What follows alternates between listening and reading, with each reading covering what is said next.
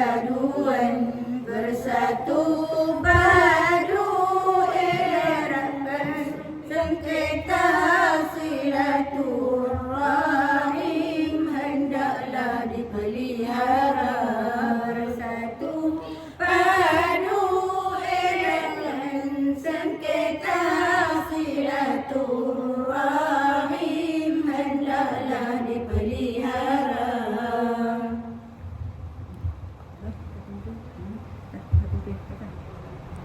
Wahai pemimpin rakyat jelata, perpaduan kaum perlu dijaga.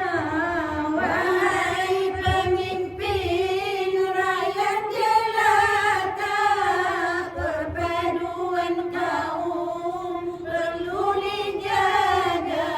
Rukun negara hendaklah dipelihara demi negara Malaysia tercinta.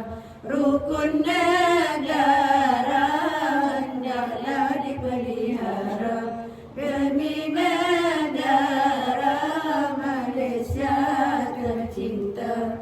Assalamualaikum kami ucapkan salam mahabbah menyatu perpaduan bersatu padu elakkan sengketa silaturahim hendaklah dipelihara. Wahai pemimpin rakyat jelata, perpaduan kaum perlu dijaga.